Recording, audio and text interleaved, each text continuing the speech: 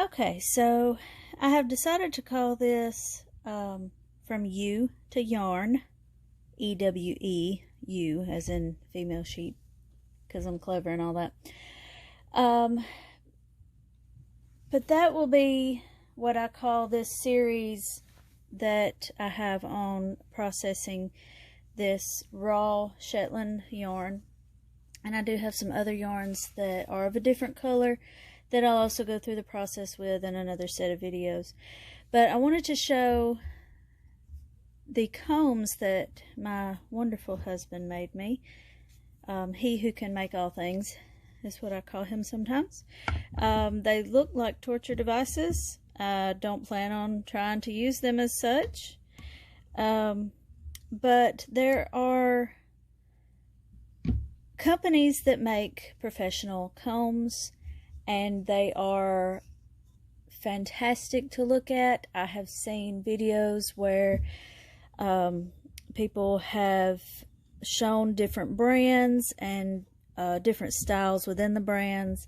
If you look up the Soulful Spinner on YouTube, she has an excellent video where she shows different brands and how to use those. Like so many other things in dealing with this, and so many times I've mentioned that sometimes we don't want to make a huge investment before we know if something is for us or not. And I've also mentioned I'm a use what you have kind of person. So I had this idea, and my husband is gracious enough to put up with my harebrained ideas, and sometimes they are not so harebrained and they actually kind of work. So I had the idea that maybe he could build me some of these. These did not cost much at all. I already had a wooden dowel. It is a 3/4 inch dowel, I believe, diameter. You can get one at Walmart for maybe a couple bucks. And then these are 3-inch common nails.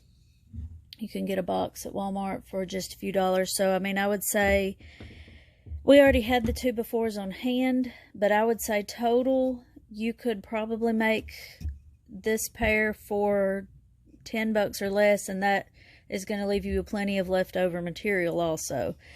So my idea was to put a nail through. I had originally thought every 1/4 inch, but it ended up being better to do every 1/2 inch. And I also wanted them offset a bit, so they kind of look zigzaggy. They're not just perfectly straight. So this is about 4 inches of a 2x4, just left as it is. And he pre-drilled the holes. I marked them, he pre-drilled them, and then nailed the nails through to help make sure they went straight and didn't split the wood. And then he used a butterfly bit to drill a hole into the side, maybe about a 1/2 inch deep, and then put a screw through there. And so it doesn't, you can kind of feel the tip of the screw there, but not very much. Not enough that you're really going to hurt yourself or even really notice it. And that was pretty much it. And so he made 2 of these, and they work just fine for what I am using them for. I gave this a try for the first time about 20 minutes ago. And just to make sure they would work and I wouldn't totally make a fool of myself. But the idea is just the same as with the professional wool combs. Again, they're great. Don't want to take anything away from them. But if that is not an option for you, then potentially this will be. So I have clamped one to the table. Now, a lot of those professional combs come with a thing that sits on the table that you clamp the handle of one into. And let me move this camera up just a little bit. So then you load your fiber onto the, I don't know if we call them teeth or tines, onto the nails, basically just a handful. You don't want to overload these because then it's going to become too much to really work with. combing helps to line up the fibers. It helps to straighten them out, and it can also, it detangles, of course, just as if you were combing your hair. It gets out any knots and can help find other bits of things that maybe you didn't notice at first that need to come out. So here we have our wool washed and dried and skirted, and it is loaded onto the comb. I'm going to adjust that just a little bit. So then we're going to take our second one. I'm going to adjust the camera a little bit more.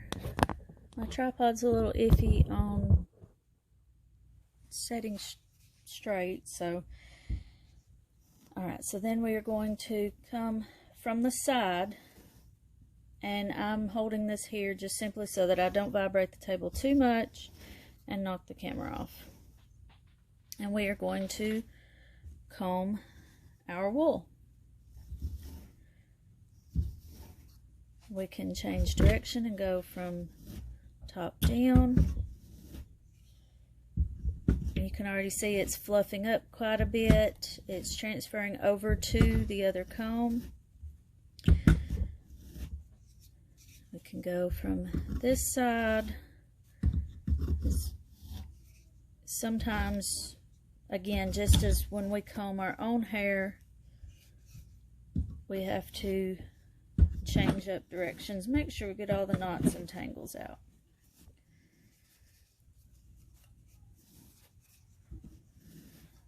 I'm going to continue to do this until I get this comb as empty as possible, along with helping to get vegetable matter out.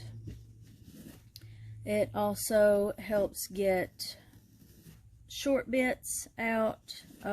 If, say, a shearer sheared the sheep and then went back over it again, there would be shorter pieces, and this can help get those out as well. They are usable for many things, but harder to spin into yarn. A lot of people use them as stuffing for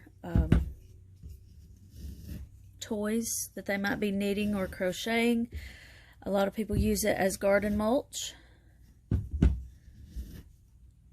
So we do not want to waste anything if we can help it. So I'm going to pull the rest of this and comb it a little bit by hand. It can get kind of tough, and as I work on this, I'm not 100% sure that I really got it as clean as what it needed. The next couple batches that I go through, I'll probably soak a couple of extra times just to make sure, because it does still have a little bit of a greasy feel to it. Not nasty, but just greasy. And like I said, I'm kind of learning as I go. Sometimes that's how I learn best. See here, there's just a little knot, and that is why this was not pulling around that nail. So we can pull that out, and I will just put this onto the other comb because we are about to run it through again. Now this, I'm going to check for any fibers that are long enough to be used. The short bits are coming off onto the comb, and we can see that here's a longer part, so as I pull it, I can see that it is still, it's going to be of a good length to use, except for that bit. Okay, so I'm going to take this off and set it to the side. I will likely use that for stuffing for someone ask for a certain type of toy to be made, I will clear it with them and make sure they don't have any type of wool allergy before using that. But here, it's kind of in your face all of a sudden. Here is the wool through the first combing. So what I'm going to do now is turn my comb, tying down, and put the edges onto the comb that has been bolted down. And we just continue to transfer from one comb to the other. This might be giving some of you ladies a flashback of your mom combing every bit of your head, including your eyeballs. Hopefully not with a with a comb or a brush like this. We had to make sure that hair stayed in place. And some of you may be having flashbacks to how your hair looked a couple decades ago, or perhaps even yesterday. With all the floof that's going on, there's no Aquanet used. This is all natural fluff. I think I might have mentioned this in a video before. I can't remember. But this curl and crimp that you see in the wool is part of what makes it so great for spinning into yarn, which can then be knit or crocheted, null bind, or woven, or any other type of fiber art. Because just as someone with naturally curly hair, their hair will stay curly. They might flat iron it and style it into a straighter or flatter look, but it will eventually get that curl back. And the same thing is for this wool, that once, even though it is pulled straighter, it is combed straighter, it will, once it is spun, it will tend to revert to its natural curly state, which will, it means that almost kind of like it's pushing in opposite directions and pushing and pulling against the other fibers around it, which helps hold it into place. So as you can see here, I'm just twisting this with my fingers, and it is beginning to take shape into yarn.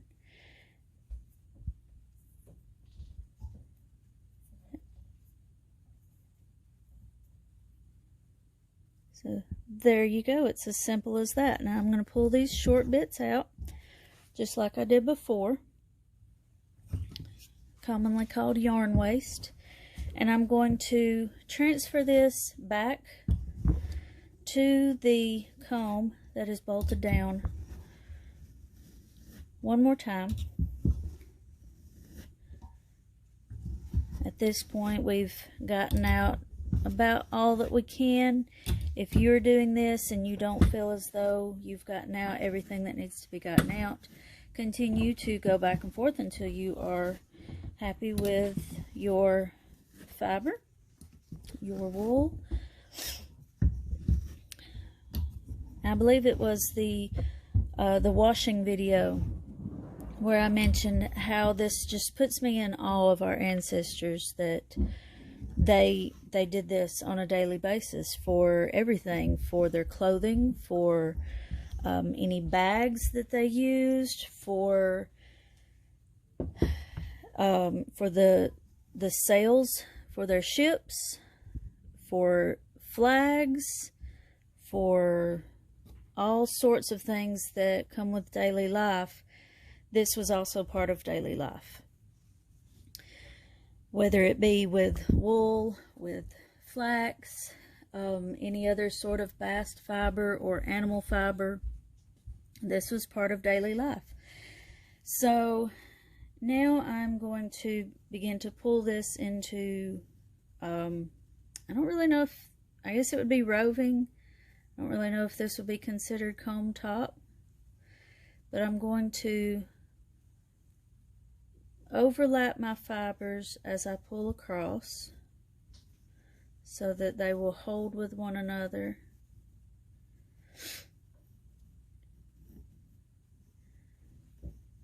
I've seen this also done with a Diz, which is another handy little device that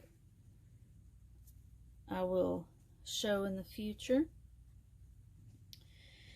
And there we have it. I'm going to kind of curl this up into a nest. And I did a little nest of this, like I said, about 20 minutes ago. Doesn't look like much. It probably doesn't weigh but just a few grams. This few grams can turn into a lot of yarn. As I said, I did some about 20 minutes ago, and this is the result. I can't even find the end of it. There it is. I grabbed my spindle, went to spinning, and there you have good usable yarn. It can be used as it is. It can be woven and then dyed to many different colors. It can be crocheted, it can be knitted, it could be done into a lot of things. So there you go. That is from You to Yarn. We went straight from washing to combing to spinning. Thanks so much for joining me on this journey as we go from You to Yarn. Next time, I'll show a little bit more about how we spin into yarn, and then on the fourth and final episode, we will dye the yarn and make something with it. Thanks for watching.